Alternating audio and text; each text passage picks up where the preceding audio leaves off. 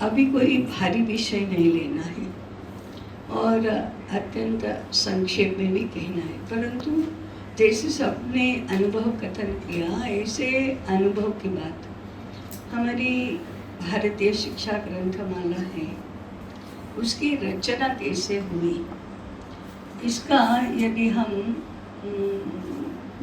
जानकारी लेंगे तो कैसे पुनरुत्थान के कार्य में लोग सहभागी बन सकते हैं और हमें इसके लिए क्या करना चाहिए, इसका कुछ विचार मन में आएगा। 2017 के सितंबर मास में इस ग्रंथमाला का प्रकाशन हुआ। उसके पूर्व 2014 में लगभग अंत भाग में पुनरुत्थान के प्रमुख कार्यकर्ता 8 थे। 8 लोगों का 25 दिन का, जिसको रिगरस वर्ग कहते हैं, ऐसे जिसको ऐसे सॉलिड, अभी तो मुझे हिंदी शब्द भी नहीं आता है, रगड़ाई करने वाला, हाँ, ऐसा वर्ग हुआ था। सुबह 3 बजे उठते थे और रात्रि में फिर 8:30-9 बजे सो भी जाते थे, परंतु पूरा दिन भर अध्ययन करना, ऐसा वर्ग हुआ। उस वर्ग में ग्रंथमाला के अनेक विषयों की चर्चा हुई थी, अर्थात ग्रंथमाला का विचार मन में नहीं था, परंतु सभी विषयों की साधक बाधक विस्तार से ऐसी चर्चा होती थी। उसी वर्ग में ऐसा विचार आया कि हमें इसको ग्रंथबद्ध करना चाहिए और एक अच्छा विद्यापीठ का या विद्यापीठ का एक भारतीय शिक्षा का एक विचार समग्रता में एक ग्रंथ में आना चाहिए। उसके बाद वर्ग पूरा होने के बाद एक विषय सूची बनी, ग्रंथों के शीर्षक भी बने, फिर विषय सूची भी बनी। उस विषय सूची को ग्रंथ वाइज बनाकर देश भर में लगभग 100 लोगों को भेजा होगा कि ऐसा ऐसा विद्यापीठ करना चाहता है, ये ग्रंथों के शीर्षक हैं, ये उसके उपविषय हैं, ये उसके भी उप विषय हैं। ऐसा करके विस्तृत उसकी जो विषय सूची अनुक्रमणिका जिसको कहते हैं, ऐसी हमने 100 लोगों को भेजी। बहुत लोगों के उत्तर भी आए, बहुत लोगों ने इसमें अपने सुझाव भी दिए और अपनी ओर से विषयों की सूची भी बढ़ाई और ऐसा किया। उसको 100 के 100 तो नहीं आते, ये हमारा भी अनुभव है, सबको पता है, परंतु 60% से अधिक लोगों के उत्तर आए। ऐसा हमने पहले भी किया था। पुनरुत्थान विद्यापीठ के स्थान पर कुटुंब शिक्षा को बहुत अधिक महत्व देते थे, इसलिए इसको गृह विद्यापीठ करना था। उसका भी एक संकल्पना पत्र तैयार करके हमने देश भर में 65 लोगों को भेजा था। उसमें हमारे वर्तमान सरसंघ चालक जी है, वे भी थे, उस समय भी सरसंघ चालक ही थे, वे कार्यवाह जी हैं, ऐसे सभी, फिर शैक्षिक संगठनों के लोग, विश्वविद्यालयों के जो हमारे कार्यकर्ता आ रहे हैं, ऐसे लोगों को भेजा था। उस समय भी उनका बहुत अच्छा प्रतिसाद मिला था। ऐसे इस ग्रंथमाला के विषय सूची को एक बार तो इस प्रकार से किया, फिर उसके आधार पर रिवाइज की और फिर से सूची बनाई। उसके बाद हमने 5-6 लोगों की एक अध्ययन यात्रा की। अध्ययन यात्रा माने विद्वानों को हमारे यहाँ बुलाने के स्थान पर हम विद्वान हैं वहाँ जाएंगे। ऐसे व्यक्तिशः विद्वानों को मिलने के लिए हम कुरुक्षेत्र भी गए, कलकत्ता भी गए, उड़ीसा भी गए, केरल भी गए, तमिलनाडु भी गए, महाराष्ट्र, मध्य प्रदेश, राजस्थान, ऐसे सभी प्रांतों में गए और लगभग 30 से 35 ऐसे विद्वानों को 1-to-1 मैंने हमारा ग्रुप और विद्वज्जन ऐसे मिले। उसके पहले ये विषय सूची और ये सब तो भेजा हुआ ही था, तो फिर उनके साथ ऐसा वार्तालाप हुआ, उसमें से कुछ अनुभव, कुछ मार्गदर्शन ऐसा संपादन किया। कुछ स्थानों पर समूह से मिले, यानी 5 लोग, 10 लोग, 15 लोग ऐसे ऐसे लोगों को मिले और उनके साथ इन विषयों की चर्चा की। ये तीसरा काम हुआ। उसके बाद एक एक ग्रंथ पर एक एक गोष्ठी की 2015 का वर्ष, ये पूरा हमारे 4 गोष्ठियाँ हुई। लगभग मार्च महीने के बाद शुरू हुआ, कुछ 2 महीने बीच में गए भी, लेकिन 4 गोष्ठियाँ 4 ग्रंथों की जिसमें 60 से 65 के बीच में एक एक विषय में विद्वज्जन आए और 2-2 दिन की गोष्ठी एक विषय की सूची को लेकर, एक ग्रंथ के विचार को लेकर, केंद्रवर्ती विचार को लेकर ऐसी गोष्ठियाँ हुई। 5वां ग्रंथ है, उसकी गोष्ठी तो 2016 के फरवरी में बहुत बड़ी हुई, उसमें 400 से भी अधिक लोगों ने भाग लिया। तो ऐसे 5 ग्रंथों का विस्तार से विमर्श हुआ और इसके माध्यम से बहुत लोग इसमें जुड़े और लेखन बहुत लोगों ने नहीं किया, लेकिन सुझाव बहुत लोगों ने दिए, विचार बहुत लोगों ने दिए। इस प्रकार से उन सबका इसमें सहभाग हुआ। 2016 की बसंत पंचमी से लेखन शुरू हुआ, लेकिन बीच में ही गोष्ठी आ गई, इसलिए 2 महीने तो वो लेखन हुआ नहीं।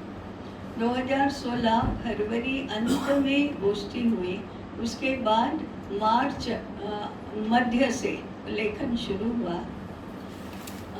लेखन में भी संकलन करना, फिर ढूंढ निकालना, ग्रंथ ढूंढना, ऐसा बहुत लोगों ने, मैंने ये तो कार्यकर्ता थे, हार्डकोर कार्यकर्ता, इन सभी ने ये काम किया। कितनी बार, कितने स्थानों पर 3 दिन, 5 दिन, 7 दिन बैठना, 4 लोगों ने बैठना, 7 लोगों ने बैठना, फिर ये ग्रंथ है, ये ग्रंथ है, उसमें से ये होगा, ऐसा करके संकलन कर करके सामग्री इकट्ठी की। तय तो ये हुआ था कि संकलन सब करेंगे, संपादन सब करेंगे, लिखना मुझे है। इसलिए मैं उसमें लेखनिक ही अपने आप को मानती हूँ। तो लेखनिक का काम जैसे गणेश जी ने व्यास मुनि के लिए किया था, ऐसा ये लेखनिक का काम तो हमने किया। इसलिए भाषा हमारी है, शैली हमारी है, परंतु विचार सबका है। फिर भी इन सब लोगों ने मुझे लेखनिक करके लिखने नहीं दिया, लेखक ही लिखने के लिए बाध्य किया, परंतु मैं मानती तो यही हूँ कि मैं लेखनिक हूँ उन ग्रंथों की। 2017 की 15 मई को हम लेखन पूर्ण करेंगे, ऐसा पहले से तय किया था। तो ठीक 2000, मुझे तो ठीक याद है, 2015 के मई मास की 15 तारीख 2017 की 15 मई को शाम को 5 बजे मैंने अंतिम पंक्ति लिखी। तो ये तो बहुत बड़ी उपलब्धि हुई कि जो योजना बनाई उसके अनुसार ही हुआ। 2017 में वो प्रकाशित हुआ। मैंने उसमें भी 2015 में ये सब हुआ। 2000 मई के बाद जून मास आते आते जून में नहीं, अगस्त मास में हम बासर गए थे। बासर में ज्ञान सरस्वती का मंदिर है। महाभारत के युद्ध के बाद व्यास मुनि का मन इतना अशांत हो गया था कि ये क्या विनाश है, तो अपने शिष्यों को लेकर वो दक्षिण की यात्रा को निकले थे और गोदावरी के तट पर रहे थे। वहाँ तपश्चर्या करते थे, परंतु रोज गोदावरी में स्नान करने के लिए जाते थे, तो आते समय मुट्ठी बालू साथ में ले आते थे। उस बालू से उन्होंने 3 देवियों की प्रतिमा बनाई, लक्ष्मी, दुर्गा और सरस्वती। उसको ज्ञान सरस्वती कहा जाता है। और मंदिर भी उन्होंने बनवाया, वो ज्ञान सरस्वती का मंदिर है। आज भी उन्होंने बनाई हुई वो प्रतिमा वहाँ है, उसकी तो रक्षा की जाती है, पूजा नहीं की जाती, क्योंकि बालू की प्रतिमा की पूजा कैसे करेंगे वो है। परंतु दूसरी सरस्वती की प्रतिमा की वहाँ पूजा की जाती है, उसको हमने ये समर्पित किए।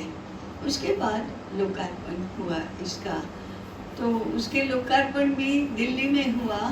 और दिल्ली के लोग कहते थे, हम पूछते थे कि अच्छा कार्यक्रम किसको कहा जाता है, ये क्या मानते हैं लोग। हाँ 50 लोग आएंगे, 100 लोग, दिल्ली में नहीं कोई आता ऐसा।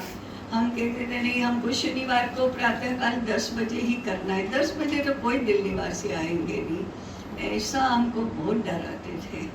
तो सामने हमारे पुनरुत्थान के कार्यकर्ता कम थोड़े होते हैं, हमारे सभी लोगों ने कहा शनिवार को ही करेंगे, प्रातःकाल 10 बजे ही करेंगे और 1000 की संख्या का करेंगे। और 1000 की संख्या का हुआ, शनिवार को हुआ, प्रातःकाल 10 बजे हुआ। पूजनीय सरसंघ चालक जी ही आए और उसके बाद जो गोष्ठी हुई उसको जोड़कर वो भी 232 विद्वजन उपस्थित थे और 31 प्रांतों से उसमें सहभागिता हुई थी। हमने 1000 प्रतियां मुद्रण के लिए दी थी। मुद्रण होने के बाद बाइंडिंग जब हो रहा था, उतने काल में इतने अग्रिम ग्राहकों की संख्या बढ़ गई कि हमको दूसरे 1000 छापने पड़े। उसके कारण से हमको महंगे तो पड़े, क्योंकि 2000 एक साथ छापते तो 1.5 गुना कीमत में हो जाता, लेकिन अभी तो ऐसा हुआ, इसलिए पैसा तो ज़्यादा खर्च हुआ। उसके बाद हमारी 2017 में प्रकाशित हुए, 2018 से अध्ययन योजना शुरू हुई। अगले 1 वर्ष में गुजराती अनुवाद भी प्रकाशित हुआ। तो मेरा कहने का तात्पर्य है कि देश भर में ऐसे लोग हैं जो ऐसे कार्यों में यदि हम सहभागिता उनकी प्राप्त करना चाहते हैं तो होता है।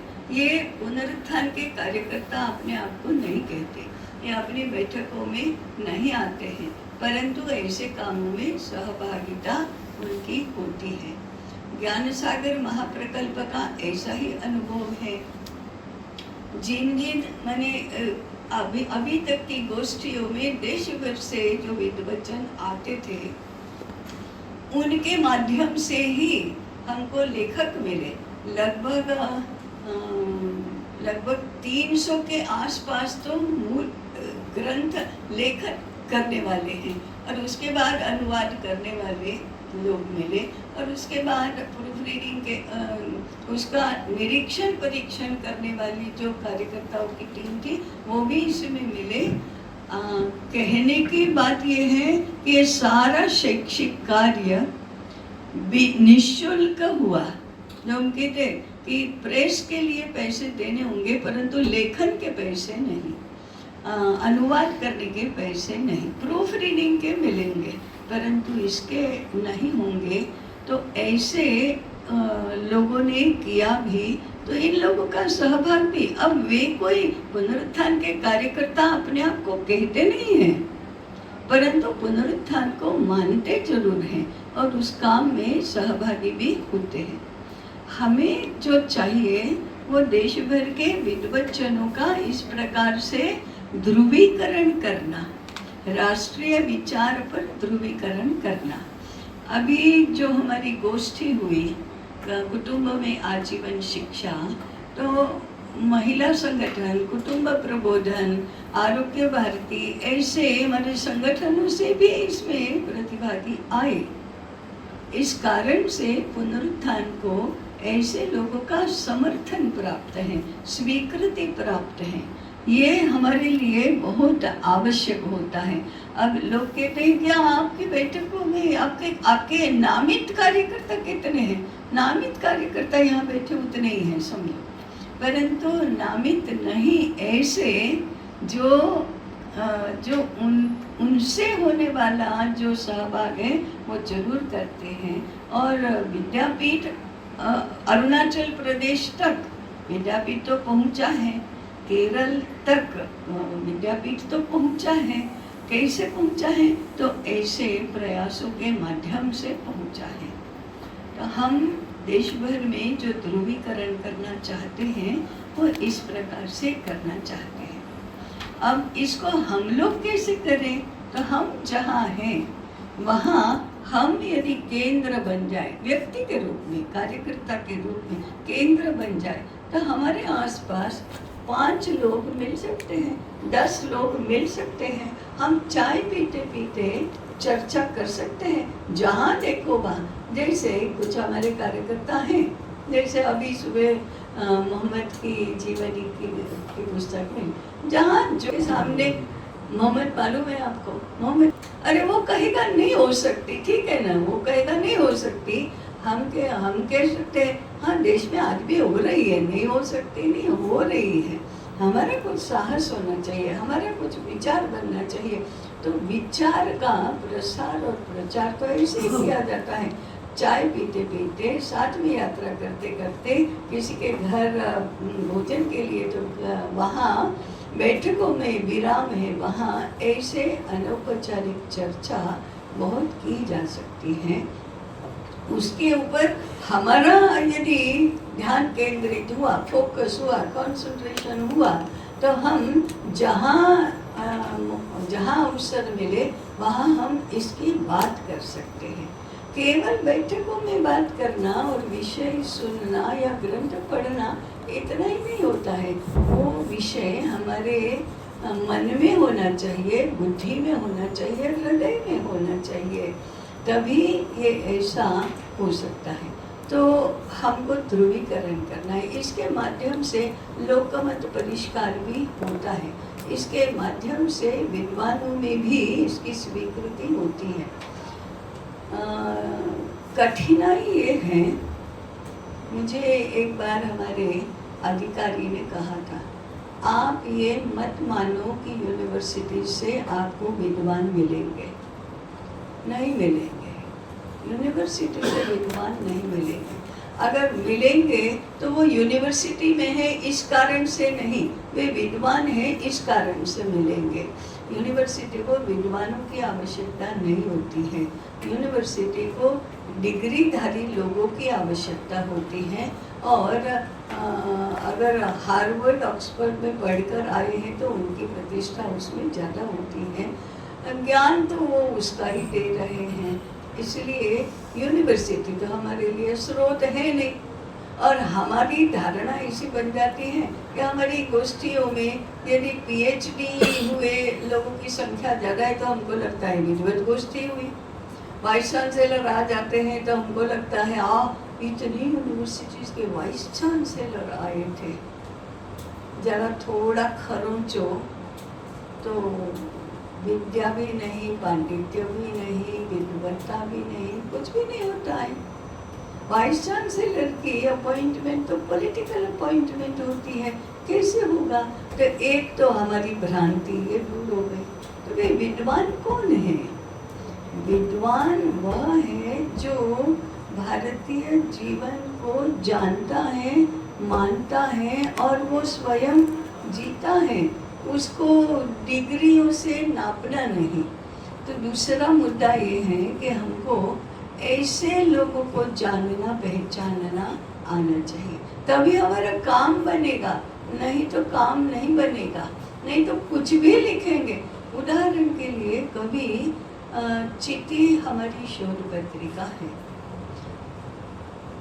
प्रयोग 2-4 बार किए कि ऐसे जिनका नाम है विद्वानों के नाते, ऐसे लोगों को लेख लिखने के लिए बोला।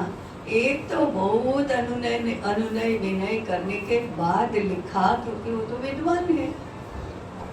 उसके बाद 10 लेखाएं, उसमें से एक भी चयन नहीं हुआ। अब हमारे सामने क्या दुविधा है?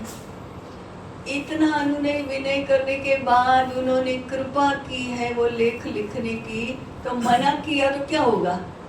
वो नाराज हो जाएंगे, हमारे यहाँ आएंगे नहीं और हमारी कहीं आलोचना करेंगे कि ये तो हमारा लेख नहीं छापते।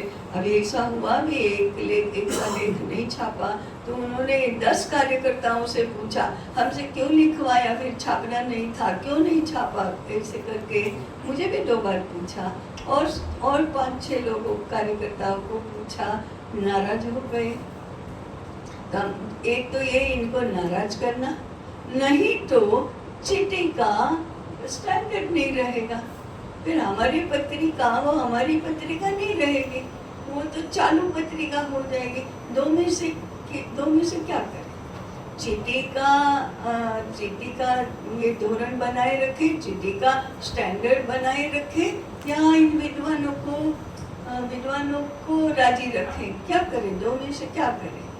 अब हमने तय किया चिट्ठी के साथ समझौता नहीं करना, तो फिर क्या होता है, कार्यकर्ताओं ने लिखना चाहिए।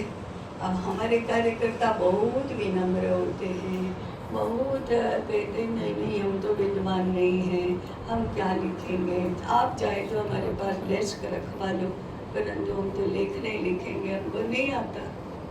अब क्या करना? तो ऐसा न हो, इसलिए हमने सूत्र अपनाया, क्या विद्वानों को कार्यकर्ता बनाएंगे तब बनाएंगे, पहले कार्यकर्ताओं को विद्वान बनाओ। तो फिर ये सब विद्वान बनेंगे तभी होगा, नहीं तो होगा ही नहीं।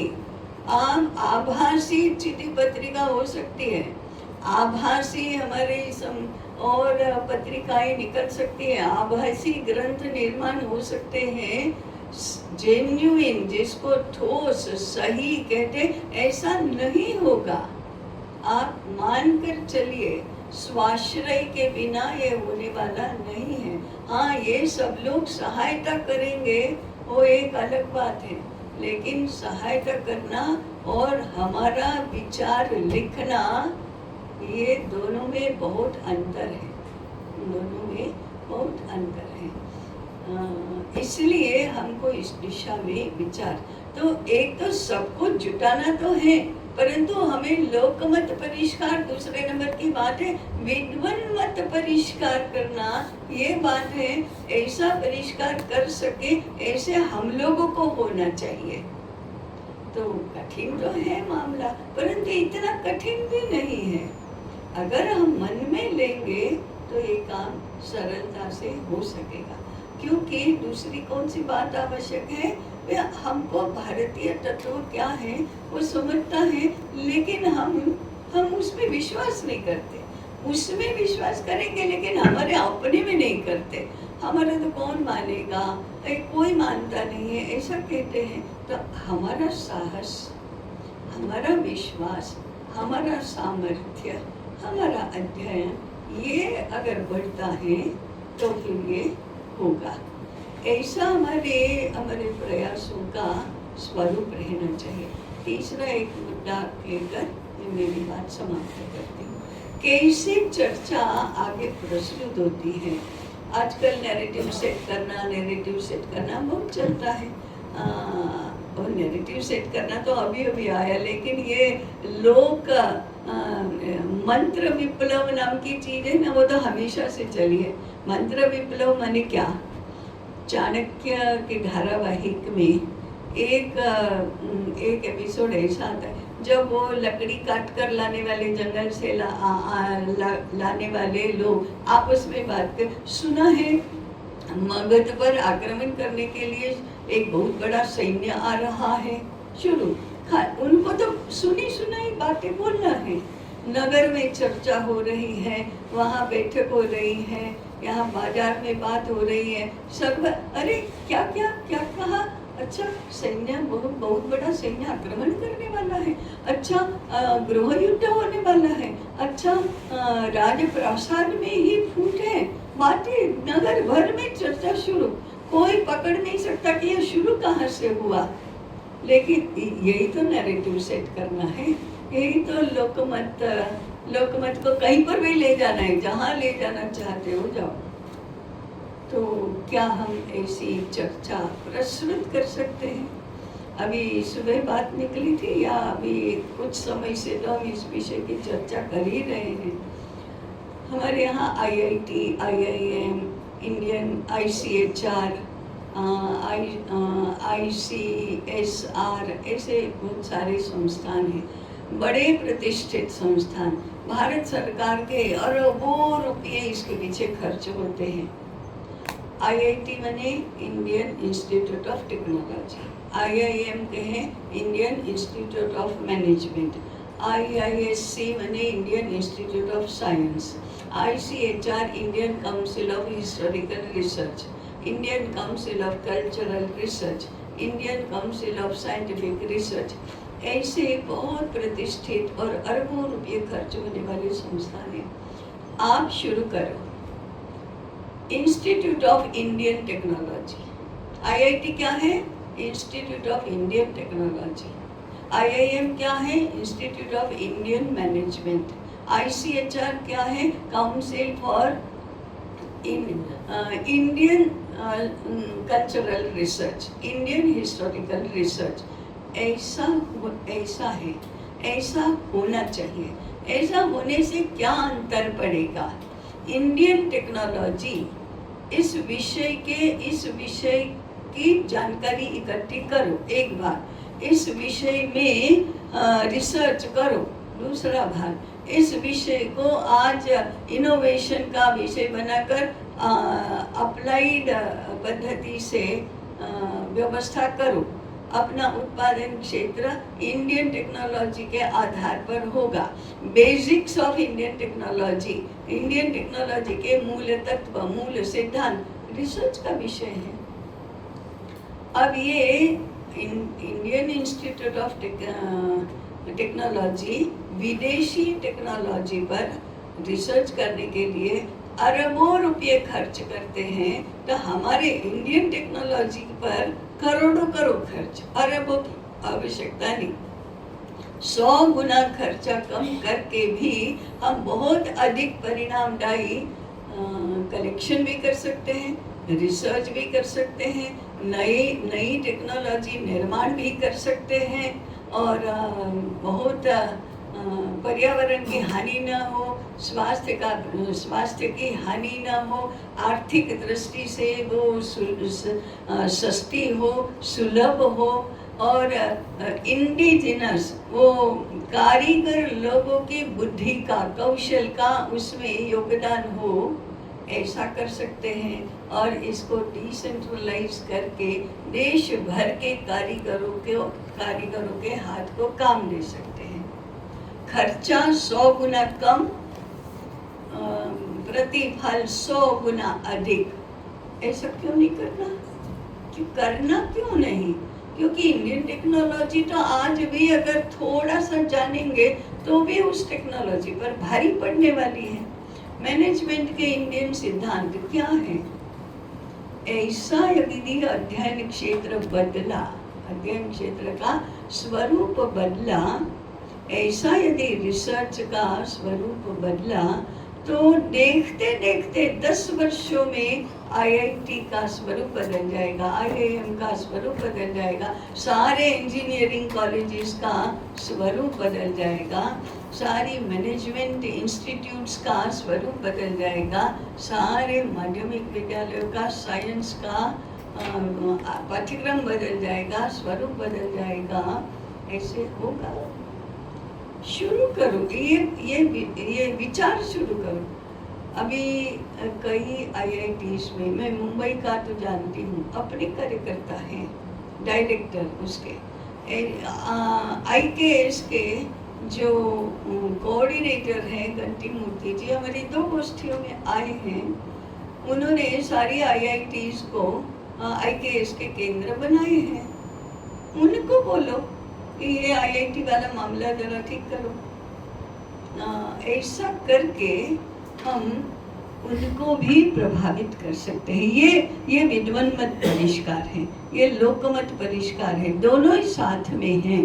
तो ऐसा करेंगे तो बहुत जल्दी प्रसार जिसको बोलते हैं ये हो जाएगा। अब ये तो मैंने 2-4 आइडियाज केवल बताए हैं, 2-4 कल्पनाएं, एक अनुभव बताया कि कैसे लोगों को जोड़ने का प्रयास किया और कैसे हम विचार प्रस्तुत कर सकते हैं, कैसे उसका एक परिणाम की ओर हम जा सकते हैं।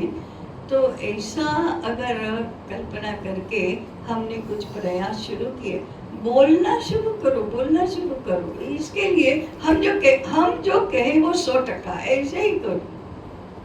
उसमें क्या हानि है?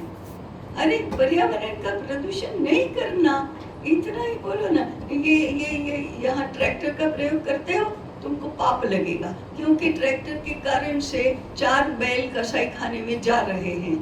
कैसे ये पाप का अनाज खाते हो तुम, शर्म नहीं आती? ऐसा बोलने लगेंगे तो प्रभाव तो नक्की पड़ेगा इसका। ऐसे कुछ तरीके, ऐसे कुछ आइडियाज हमको बहुत ज़्यादा सूझने चाहिए। इसके लिए उठते बैठते, चलते फिरते, खाते पीते भारतीय शिक्षा का विचार हमारे मन में रहना चाहिए। ऐसा रहा तो इसका परिणाम अवश्य मिलेगा। तो ऐसा कुछ करें, ऐसे निवेदन के साथ मैं पूर्ण करती हूँ।